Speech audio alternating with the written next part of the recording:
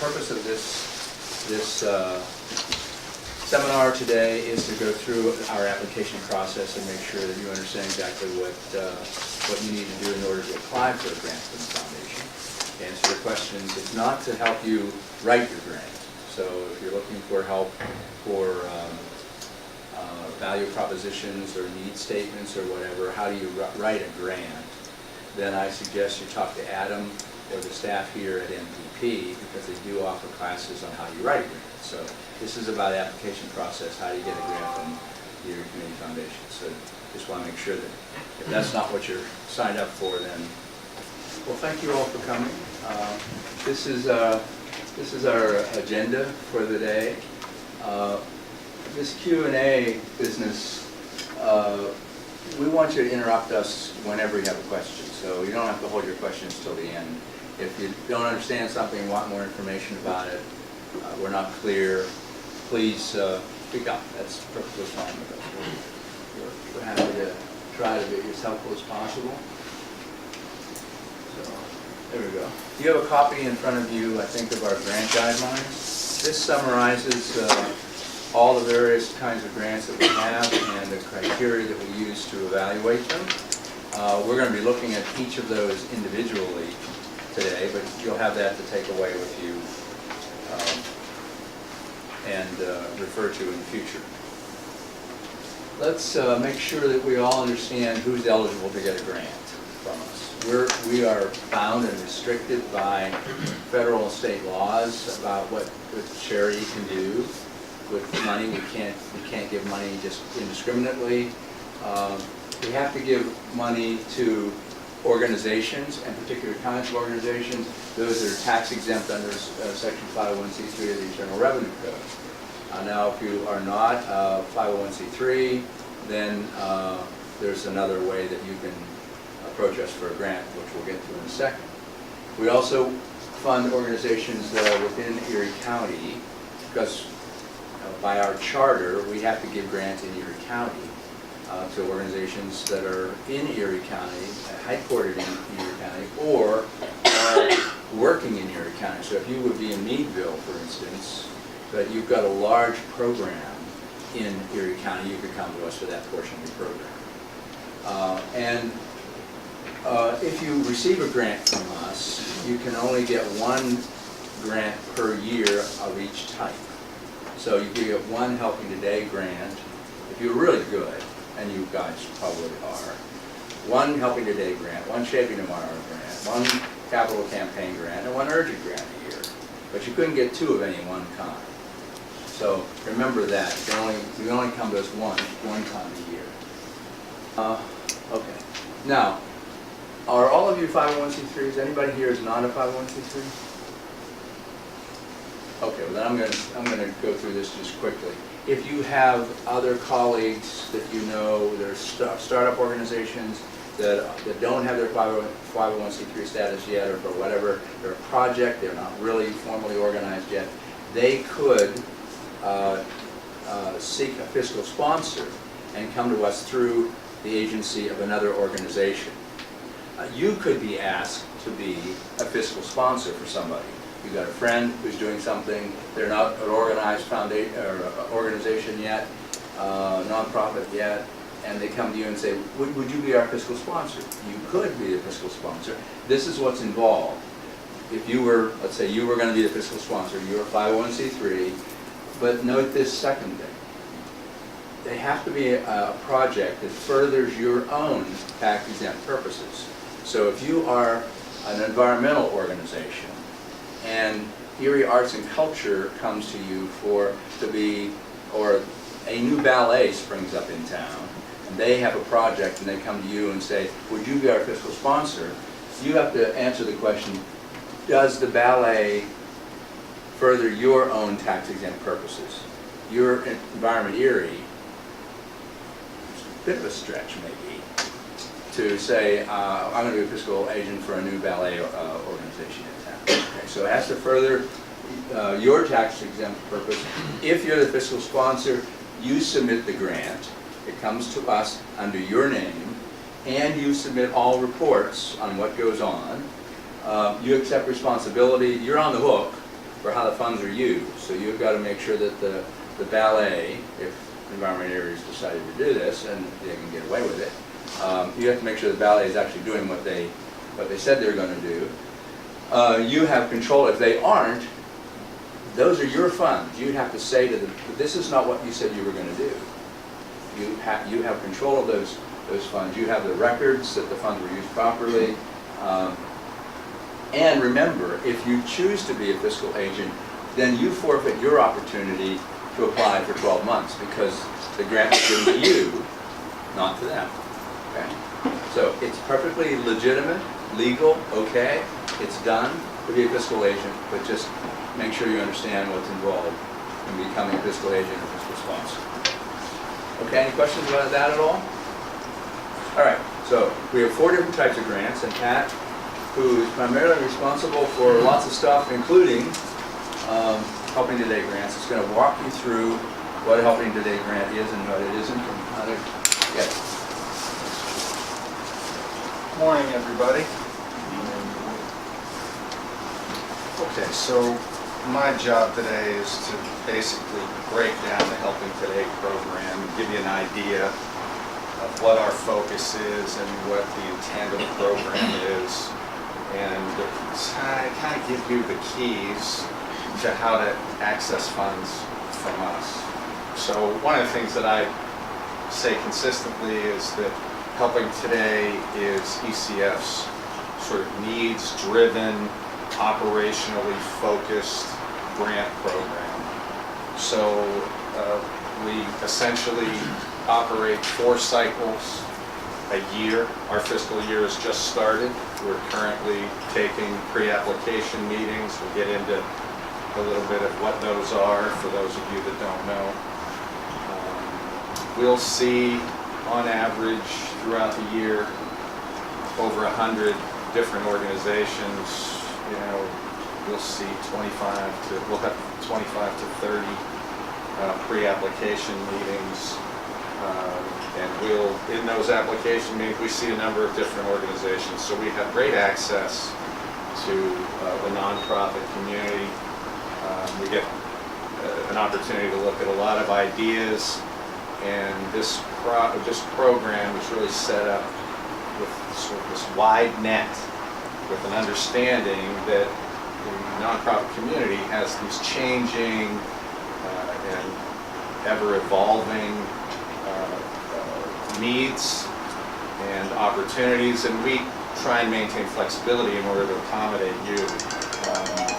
Really, you know, the overarching goal for Helping Today is to strengthen the vitality of the nonprofit sector. Again, this is Erie County focused.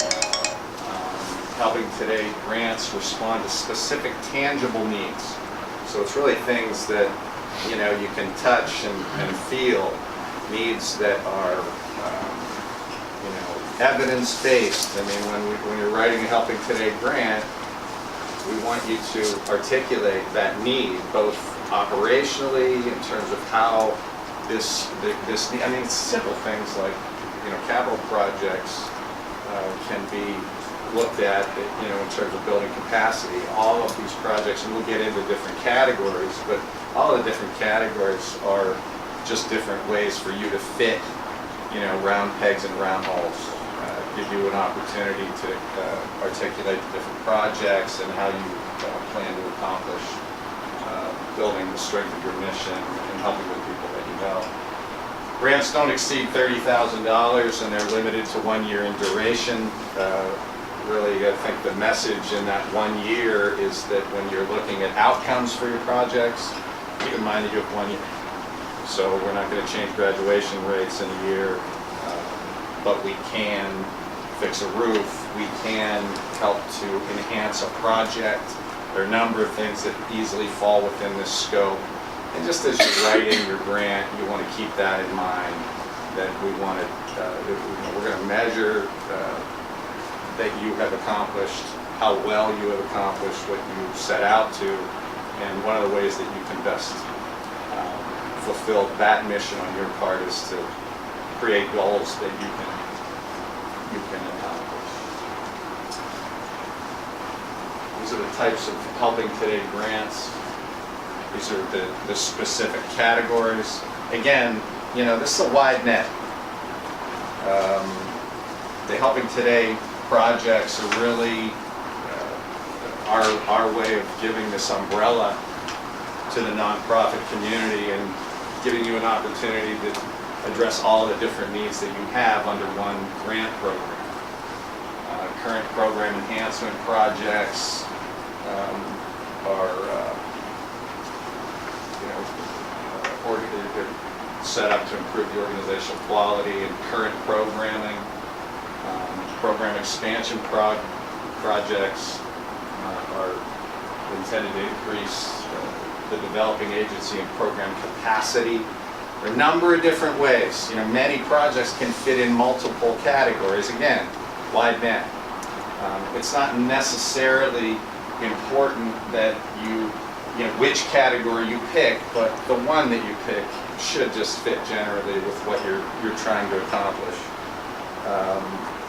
You know, in current program enhancement projects, looking to improve outcomes, you know, you're looking to improve outcomes, possibly the efficiency of your operations. Examples of those might be strategic planning. Those are, you know, oftentimes grants that we see in the program expansion category.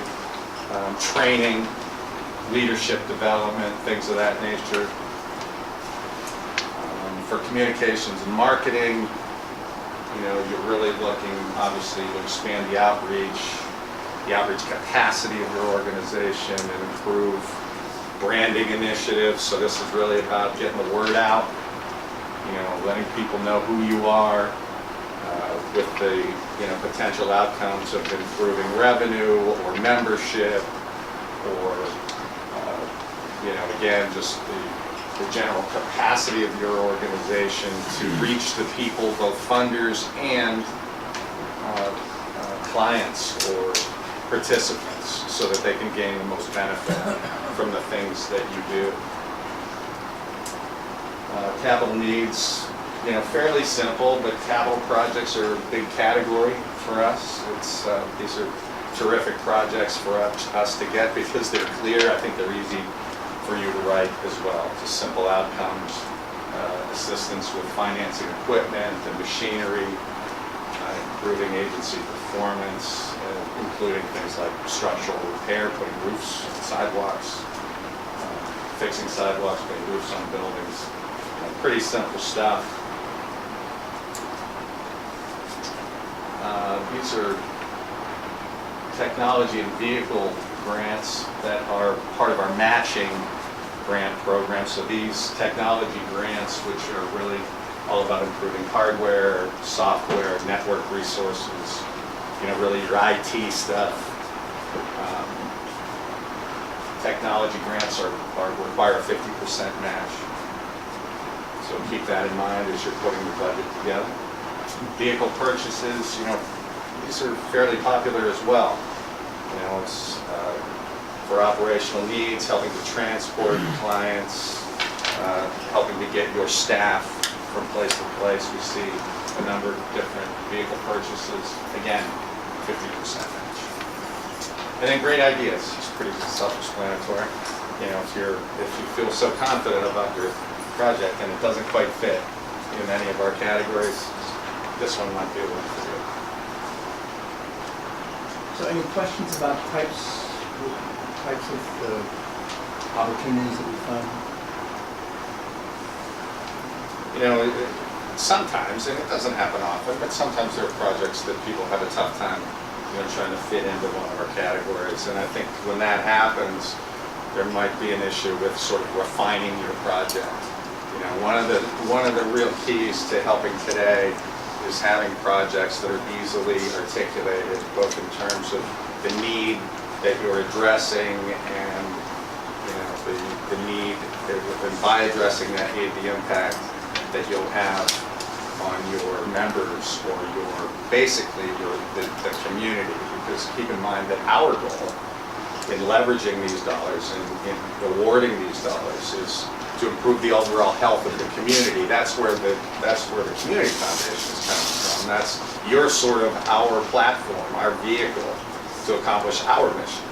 which is the improvement of the health of the community. So that's why we're into helping to build your capacity and your organizational strength around these projects.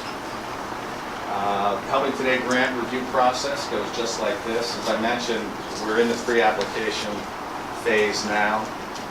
So we take calls from organizations, sit down with folks and go over their ideas. We help to sort of form those ideas into projects that best make sense and that will make sense to our panel and our board of trustees. But really, you know, Rachel and I are really the main contributors to this due diligence process that starts with the pre-application meeting. And we will encourage you, and I encourage you now, to use us as a resource. We're really focused on getting you into our grant project, our grant program. We want to help you accomplish those goals that will, get you the money that you need. We want you to use us as a resource. We'd love to see you, every year put ECF in your, as one of your line items. As you're putting together your budget every year, you're going to we want to be included when you think about tools to accomplish your annual goals. Our online application, Rachel's sort of our expert there, but we do have an online application, very user-friendly and intentionally so. We recognize in meeting the needs of really in looking at trying to help the entire nonprofit community. You'll have some organizations that pay grant writers, and you'll have some organizations that kind of falls to the low person on the totem pole. So we want to have a user-friendly grant application, and we'll go through that in more detail later, but I think that we have accomplished that. Again, use the community impact team as a resource as you're putting this application together. We go through a due diligence process, once that, I guess in some ways, our whole process is part of due diligence, but, past the deadline, Rachel and I really sit down and go through your applications one at a time, and we'll make recommendations ultimately at the end of that process to our panel. We sit down, Rachel and I have conversations on a daily basis up until a point when we make that presentation, write your summaries. I just encourage all of you to be clear as you can. I think that may be the most important part of grant writing, and I know this isn't a grant writing workshop, but I think that it is worth saying that clarity, being clear, and sort of fact-based. I know as someone who's been on your side, I think we are all very emotional about what we do. I think that comes with the territory in the nonprofit world. But emotions don't necessarily translate in a grant. And I think that what is most important is clarity. So as we look at your grant in our process and then pass that on to our community panel, you will do us and you will do yourselves a great favor by just being specific and using my old English teacher's way of describing it, using enough words to cover the subject is I guess the best way that I could articulate that for you. So we make we do our review, we sit down with our grants panel, we go through a process where we've made recommendations and the panel has a discussion with our team. George, myself, and Rach go through that process. We're really your advocates, and hopefully you'll have accomplished giving us all the tools we need to present your projects in the best light. The review panel will make their recommendations, and those recommendations go to the Board of Trustees. The Board of Trustees has an opportunity to review all of your grants. So, at the very least, that your grant is getting, some pretty decent production time, and it's in the hands of a lot of people that you won't even necessarily think or know about. but you're getting a little bit of marketing value just out of writing this. And just, by the way, we recognize, and I know that most of you are grant writers, but I know some of you are administrators and executives as well. We recognize that grant writing is an expensive activity. The whole process of grant writing takes a lot of time, takes a lot of skill. It takes a diverse skill set because, as you'll see, and as I'm sure you already know, there are different components of grants. The budget, the executive summaries, explaining need, presenting evidence. All of these things are important components of successful grant writing, and we know that this is a process. So we try and make this grant easy for you to handle. It's not super complex. It's not over asking for information, keeping in mind that these are $30,000 grants. Once our Board of Trustees basically ratifies the recommendations, there are some changes possible though, but once they've come to their final decisions at our board meeting once a quarter, we'll then send out notifications to you about the results of the process. There'll be one of 3 decisions made, and I think we get into this a little bit later, but as a result, you can either be awarded the grant as you wrote it at the level or the dollar amount that you asked for. We can partially award grants, but we can also decline them. At which point, anyway, you'll receive a notification. If you have been awarded your grant, you'll get a grant award letter, you'll get a phone call from us. We try and create value in what we're doing, so even if you're not awarded your grant, we're going to call you, we're going to talk to you about it, we're going to give you the recommendations and suggestions of the board, and you can reapply. You can reapply with the same project. And we probably awarded not a whole lot last year, but maybe 5 or 6 grants that were submitted more than once. They'll take recommendations, leadership and grant writers from those organizations that were denied will take our recommendations, make some changes, make some adjustments. Sometimes it's just timing, but it's not unusual for us to get a grant, deny it once, have it resubmitted with changes and approved. With approval, grant award letters sent to you, in some cases, especially with partial awards, because you're getting maybe less than you asked for, we'll ask you to adjust your outcomes or the process or the mechanism by which you're accomplishing what you set out to, knowing that less money is going to impact how you can fulfill your goals. You can also, and it has happened, doesn't happen much, but you can also say with a partial award, you know what, we're going to wait, we're going to maybe not take this grant. It doesn't happen often because you guys need money, but in adjusting your grant, sometimes you lose the opportunity to accomplish your goals with less money, and that's unfortunate, but something that you'll have to make a decision about internally if that occurs. Evaluation reports, we ask for 2. At the 6-month point, once we send you the money, and that happens once you sign that award letter and get it back to us, we'll then send you a check, and from that point, you'll have 6 months to report on the process and report on your grant.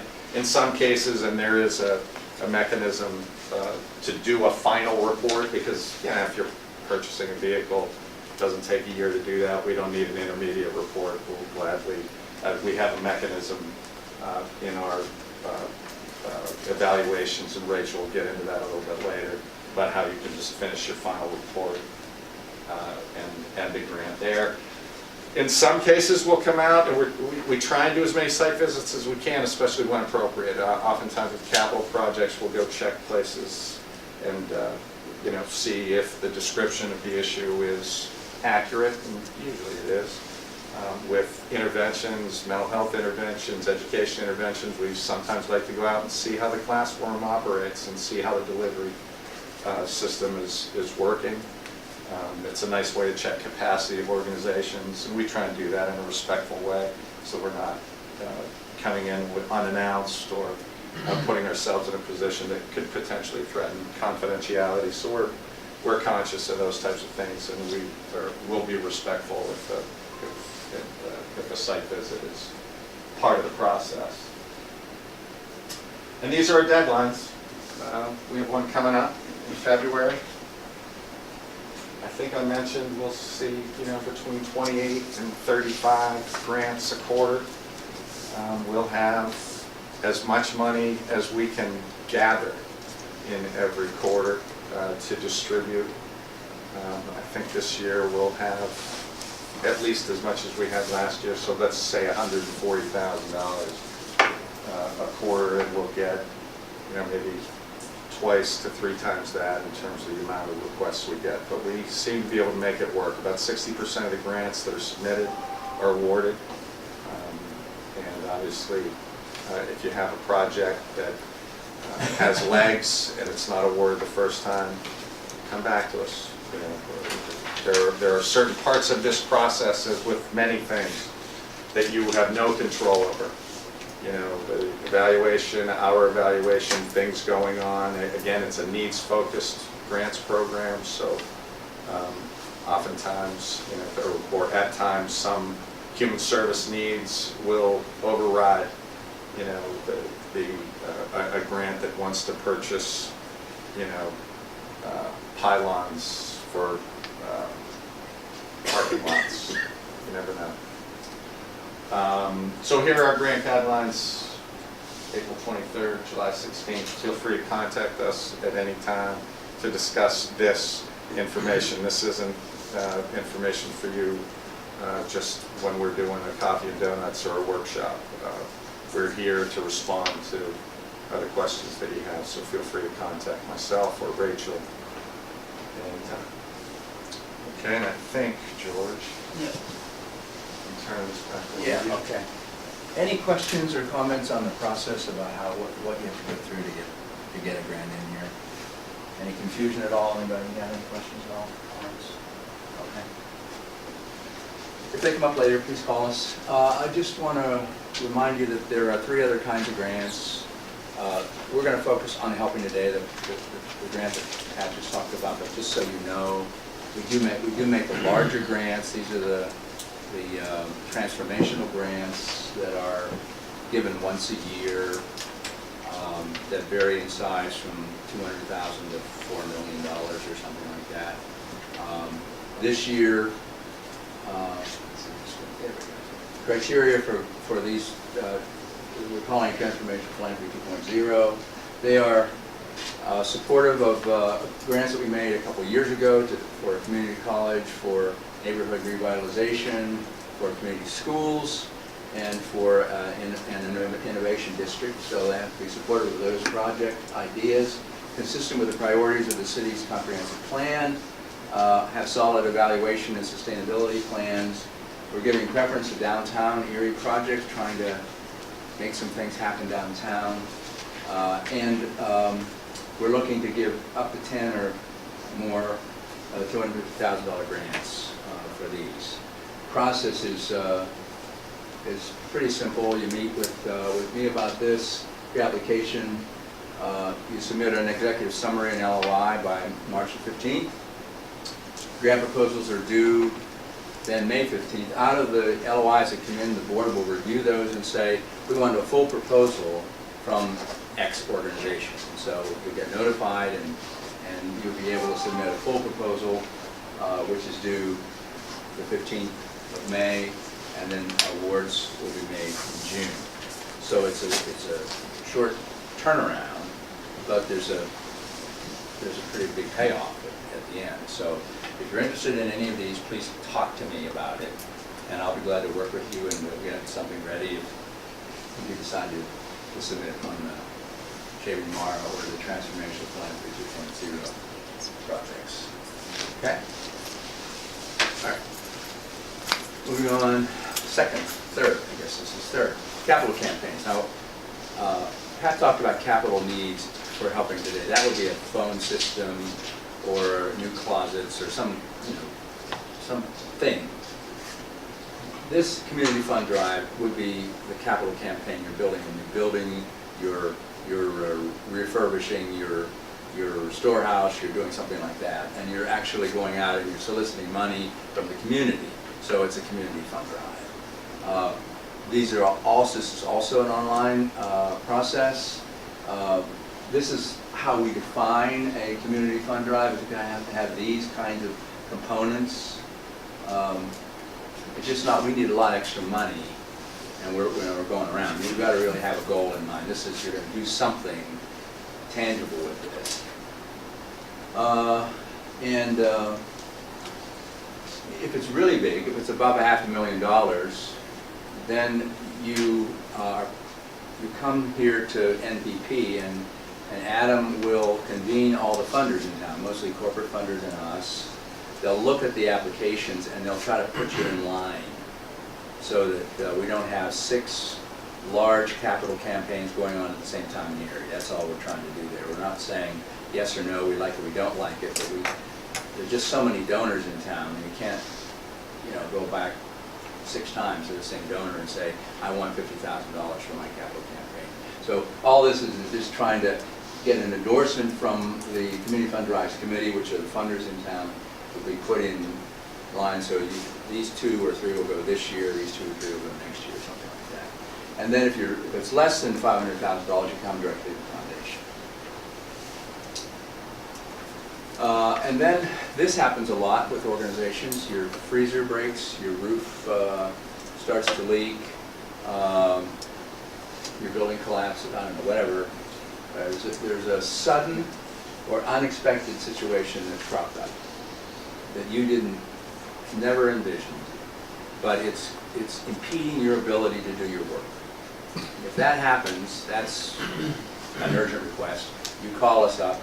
Rachel's the point person on this. She'll talk with you about that. There's an short online application that you would submit, and we process that through teleconference with our executive committee. So that turnaround can be really fast. These go up to maybe $10,000 or so. They're not really huge, and this has to be sudden and unexpected situation. If you know your roof is leaking and something needs to be done, and now it starts to leak a whole lot, that's really poor planning on your part. It's not a sudden and unexpected. You knew that something had to be done to the roof, you just didn't do it. So that's not what we're talking about. It's when you're a food bank and your freezer breaks, and what do you do with all this food? That's the urgent request. So those are the other types of grants: the Shaping Tomorrow grant, the big ones, the capital campaigns, and the urgent requests. Any comments or questions about those other types of grants? We're going to look at the application now for Helping Today. So Rachel.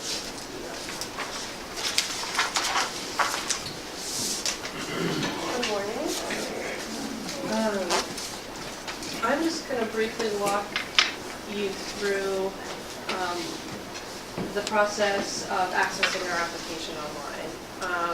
A lot of you are probably familiar with this process. You've been through this process. For those of you that are maybe new, not only to this process, but new to the nonprofit world, this will be helpful for you. So you've had a pre-op meeting with us, and you're ready to fill out your grant application. So where do you start? And you can actually go right to our website, eriecommunityfoundation.org, and you'll click on Grant Seekers, and it will bring up all the information about applying for a grant. So it'll list our grant types, how to access the grant guidelines, and then right there on the bottom you'll see where it says apply for a grant. So that's where you'll click, and that will take you to the login page. Now if you are new to an organization, you may want to check to see if there is already a profile created for your organization. And if nobody at your organization is sure, do not just give us a call and we can check for you. Rather than having you create a duplicate organization, it just causes not only confusion for you, but confusion for us when we're trying to pull reporting and everything like that.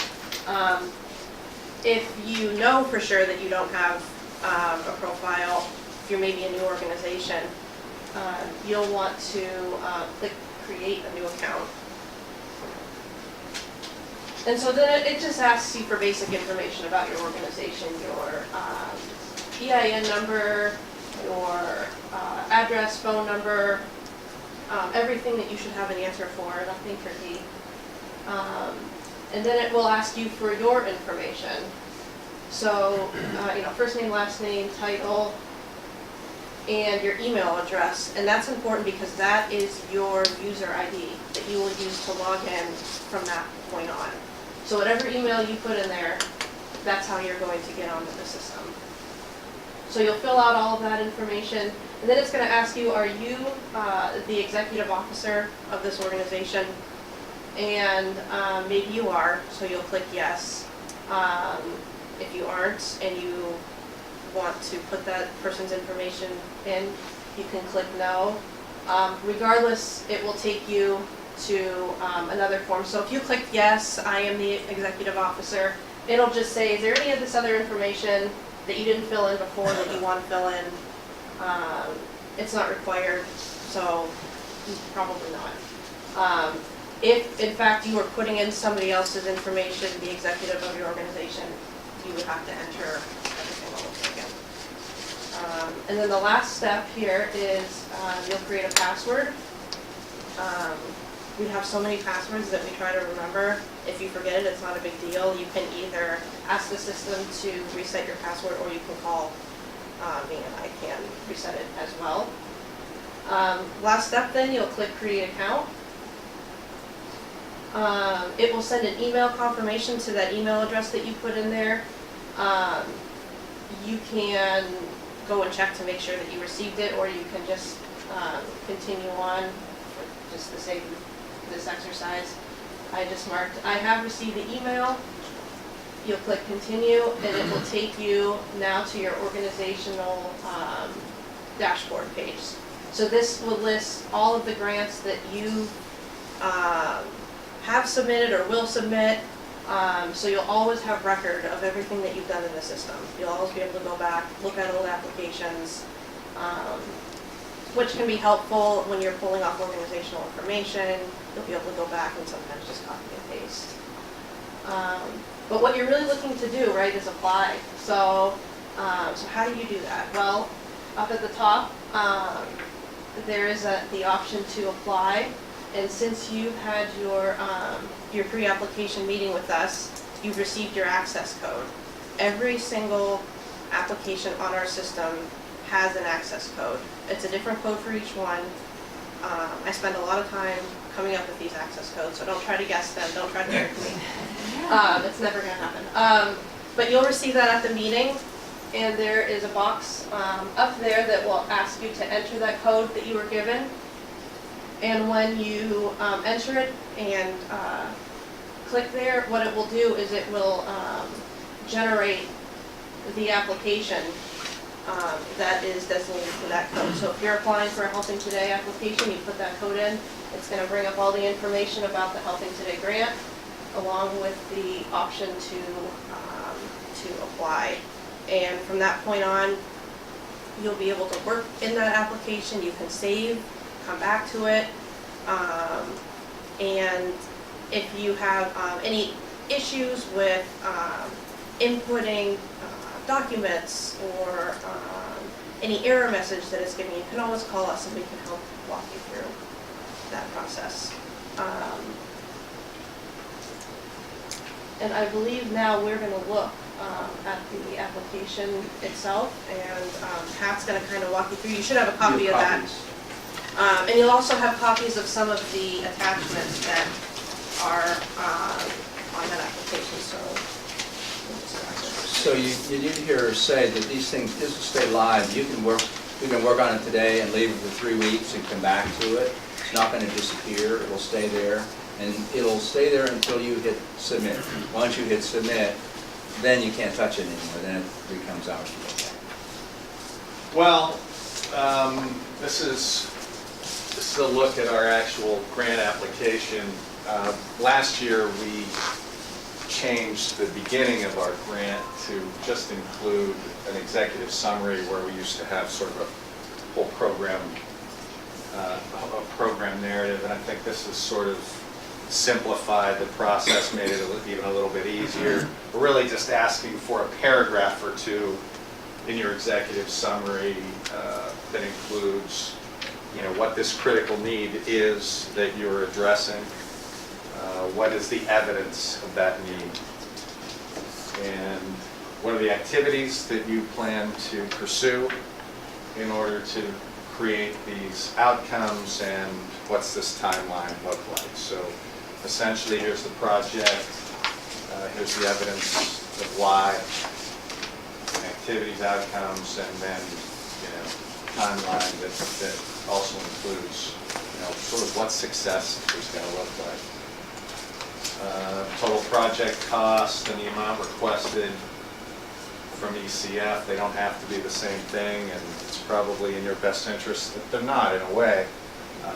We like to see projects that you've sort of gone through your own due diligence process with, so that you've looked at this project from a number of different angles and tried to find additional financial and support resources that will help you accomplish this mission. That's really helpful, and it's really, as an advocate, a really important part of what gives us the tools we need to help best advocate for your project. So, if you've gone through the process of finding out how to best accomplish this, you've looked at this project from a number of different angles, it's important for you to articulate that.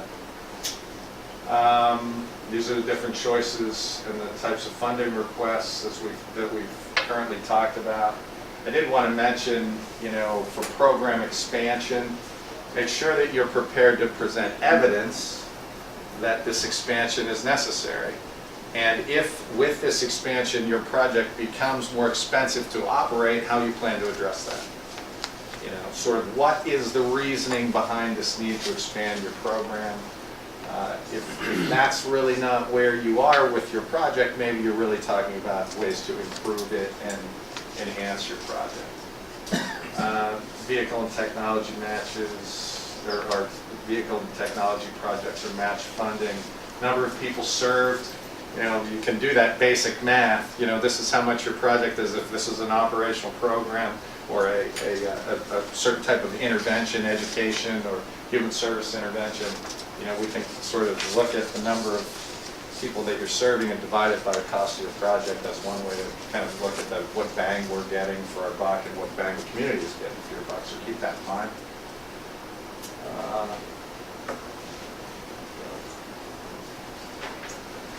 Organizational information. This is sort of what Rach was talking about. You can access prior grants to cut and paste some basic stuff out of there. Pre-application meeting, we sort of went over that. This is an opportunity to just let us know exactly when that took place. This is more for our panel, obviously, and our board of trustees. Organizational history is describing your organization with relevant information as to how this project is moving your mission forward. We'll give you a bunch of characters for that. I think it's important and relevant to talk about your organization in the context of the project. Annual financial summaries, you should have an example or a template of those in your packets. Yeah. This is what it looks like. This is basically giving us a 3-year run of your income and expense. It's sort of a snapshot. It's like a financial snapshot. It gives us an opportunity to look at trends. Obviously, you're using audited information in this spreadsheet. So it's annual revenue, annual expenses, what it costs to operate, sort of what your balance is, what your endowment is, or your savings is that next column, and then just some general demographics, number of people served, number of employees, full and part-time. It just kind of gives us a snapshot of your organization, not just financial, but sort of operational in nature. If you have any questions with those, for some reason this gives people problems. Sometimes this needs to go to your fiscal officer. If you're having trouble understanding it, You know, a lot of social workers, me being one, have some trouble with budgets at times. But look, you don't have to submit an audited statement. We're not looking for your audited. No, this isn't audited, but I was saying from your Yeah. 1099, these numbers should come from your 1099. We don't need the audited statements, but for revenue and expense. So that, the fourth one over, 1, 2, 3, where net assets fund balance, if you just go to your 990, which you have to send in, pull off what you have in line 22 and stick it in there. That's really what we're looking for. Because some people, they say, is that a savings account? Is that my endowment? Whatever. Just go to line 22 of your 990 and put that number in. Yeah. Okay.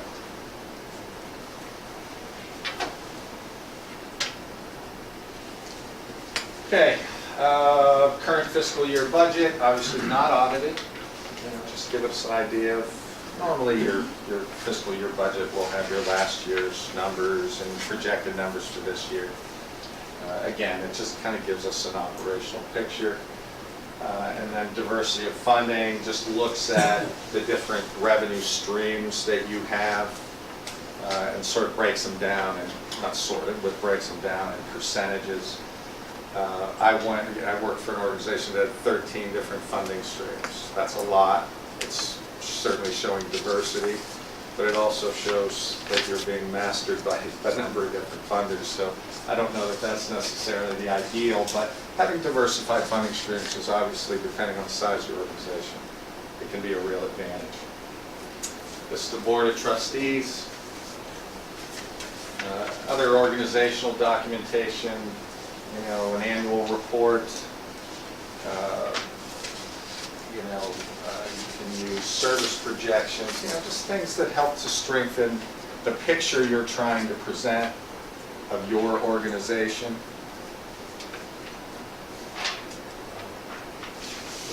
One thing on that. You scroll back. Note that if you have multiple documents, you scan them. So if you have a newsletter and an annual report, you gotta merge them under one PDF. You can't upload 2 or 3 documents. You gotta put them all together. That's a pain, but that's just the way. That's the limitation of the system. And if it's exceeds the file size of 3 megabytes, it won't upload either. And if you need help getting that down under that 3 megabyte threshold, just give me a call and I'm happy to help with that. Right. Keep in mind for organizational documents, it's sometimes helpful to provide an org chart, you know, especially when you're running a program that's sort of immersed within your operations. Show us how you're gonna staff that. Again, it's supportive of the project.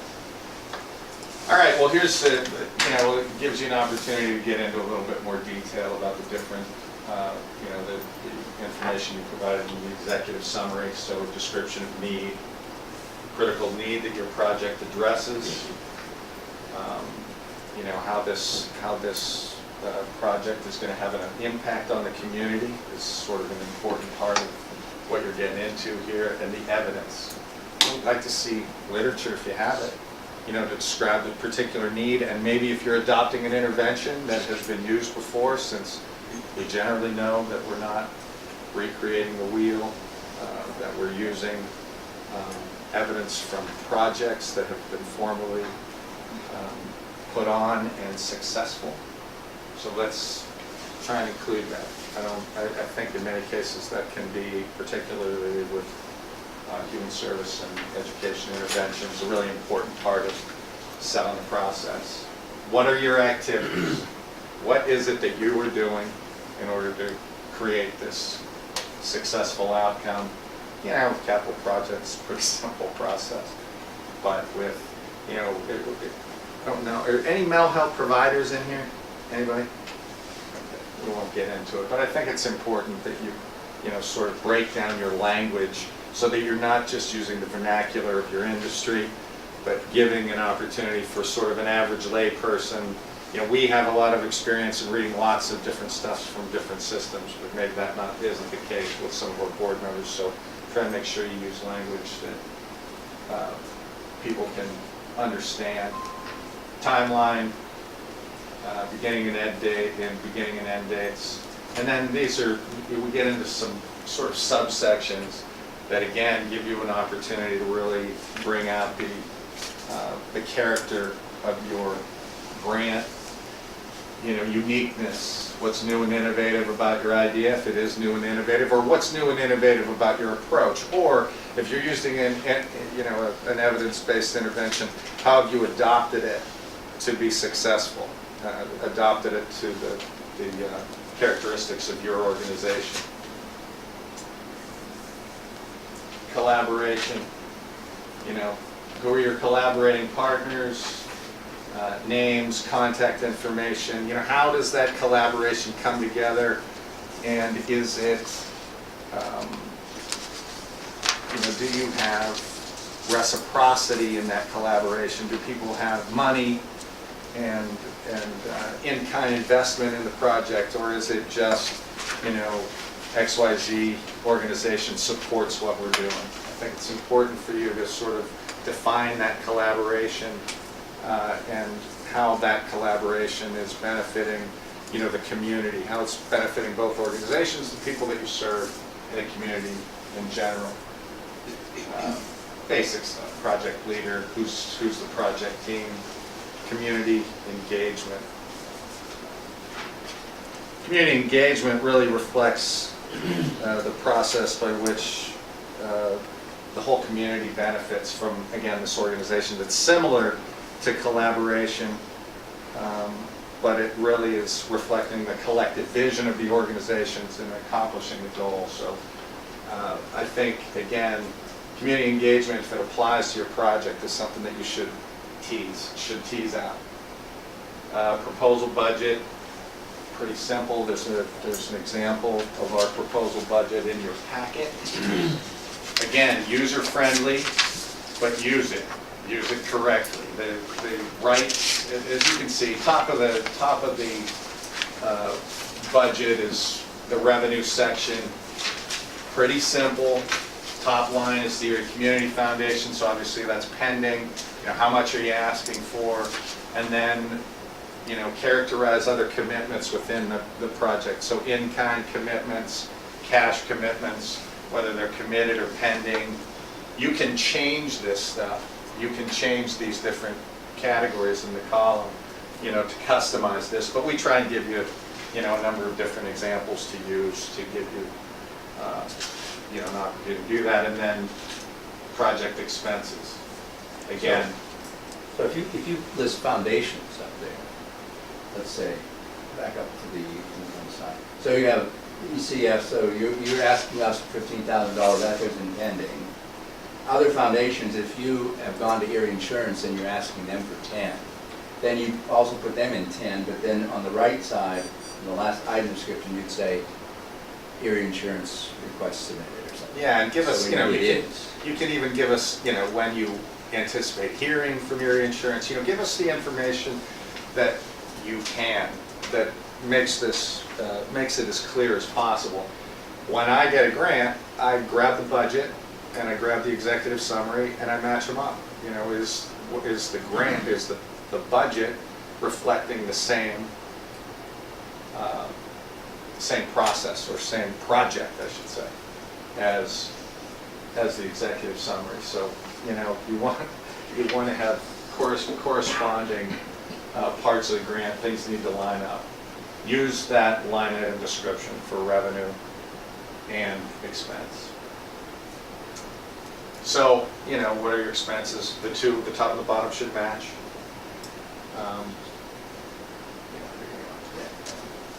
Yeah, the top and the bottom need to match. So, you know, ECF portion, what are you asking us for?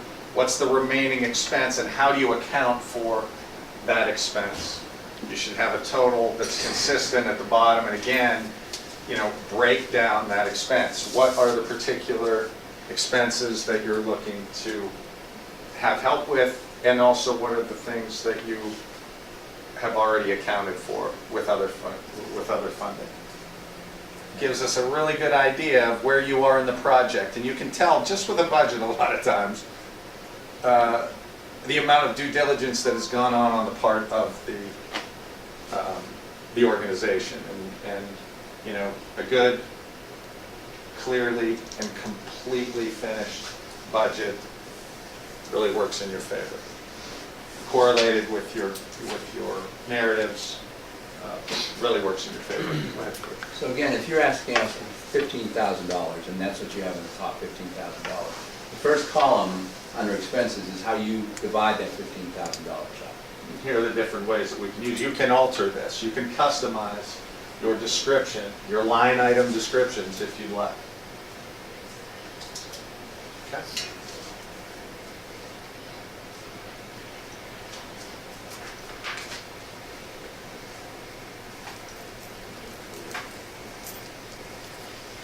Okay.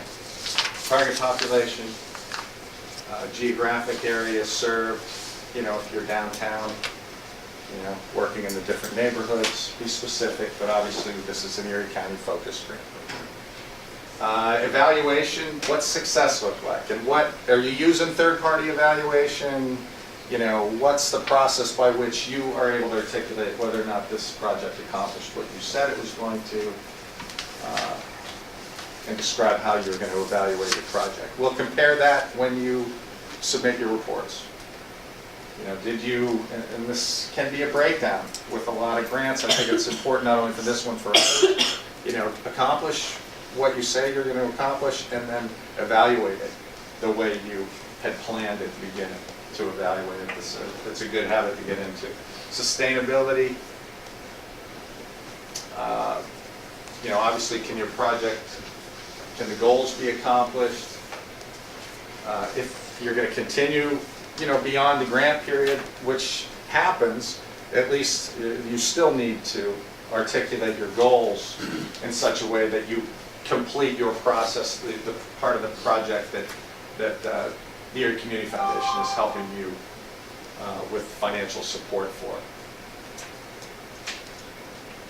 Okay, non-grant making assistance is just, this is something that we evaluate every year.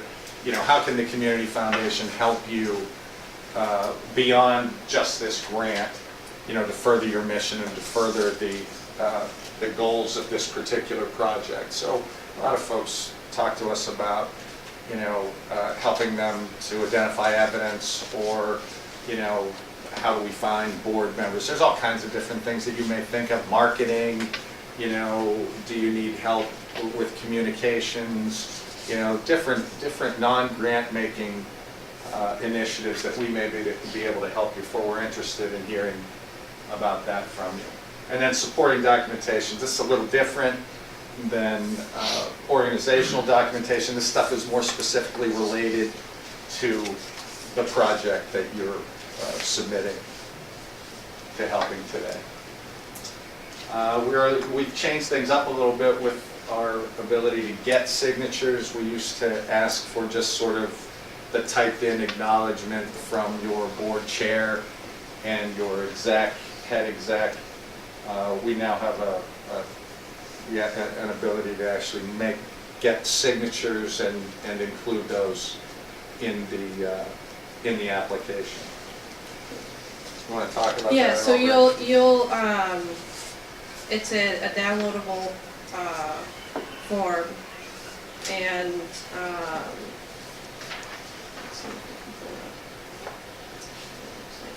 so it's basically what the signature section used to be, same verbiage and everything like that, just asking for physical signatures. So you'll download this document, get those signatures, and then re-upload it, just like you would with your proposal budget or your annual summary statistics. And then if you have a fiscal sponsor, I don't know that there's a question here, but if you do have a fiscal sponsor, they also have a form that they need to sign off on that they agree to receive the funds, monitor the project, fill in the evaluation reports, etc. So this is just a way to make sure that especially your board trustees and your staff are on the same page in regard, and they know that you're applying for this grant, and they're in agreement with it. So that's Thanks. it. Yep. Any questions? questions about projects, project ideas, or probably more importantly, the application itself. Pretty easy stuff, you know. I've written a number of types of grants, just like you guys have, I'm sure. And this is not, it's not a HUD grant, you know, it doesn't take you 23 hours, promise, although it might. So, user-friendly, really targeted to address specific needs of your organization and the people that you serve. So, stick to that premise, and you'll do just fine.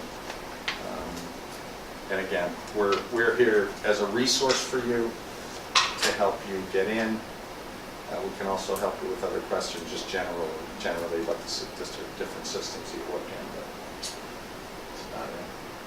Funding decisions, again, I went over this briefly, but there are 3. Your request will be fully funded, or it'll be partially funded. If partially funded, you'll want to provide us with a revised project description stating the changes in your service delivery idea, or indicate how a difference in funding will be made up. You know, you may find another funding source to fill that gap, so you'll want to indicate that there. If your project is declined, we'll provide you with feedback and recommendations, but you're obviously, maybe not obviously, but you're able to apply again, make those changes, resubmit, and we'll give you an honest assessment as to whether or not the grant is something that the Community Foundation is interested in looking at. So. Okay. Yeah. So one thing that I just want to touch on briefly, because I want to make sure that there's enough time for questions. If you do receive a grant from us, you'll be notified over the phone that that's happening, and then you will get an email from us that includes your award letter and also your grant agreement. And the grant agreement outlines the responsibilities that you agree to by receiving this grant. If you sign off on it, you should probably know what you're signing off on. It's nothing too complicated, but I just want to touch on a few sections in that grant agreement if you receive one, just to pay attention to, just to make sure that you're understanding exactly what's in there, what you're signing onto, so that there's not any questions later on in the process. So the first section of the grant agreement is going to outline any terms and specific conditions attached to that award. Now that can include that will include the partial funding revisions that we talked about. So if you get a partial award, you will be asked in that section to submit those revisions to us prior to you being able to receive your grant. So you want to make sure that that's not it. Some other things that may happen are that we may partially fund your project and we want to allocate our funds to a specific line item. Maybe you ask us for $20,000, $10,000 is for books for kids and $10,000 is for personnel. And we partially fund $10,000 and we want that to go to the books for the kids. We will indicate that in there and ask you to confirm that you understand that to us, so that you can't, when you submit your evaluation, say, oh, I didn't know that I was supposed to use it for that. So we want to make sure that you understand that's what we're using, that you're supposed to be using the grant funding for. Another item in there, the grant agreements must be returned to us within 3 months of the award notification. So it comes out of our system in Foundant, and it goes to you shortly after you're notified over the phone. If I don't see it returned within a couple weeks, I'll follow up with you, I'll call, I'll make sure that somebody received that email.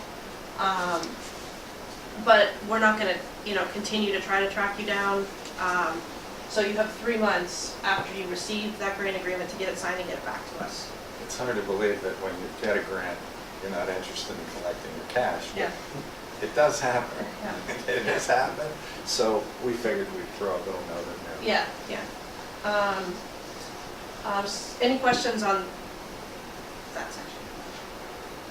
Another section that we have in the grant agreement is any changes to specific line items in your project budget. So I believe it's $2,500 or 10% of a line item.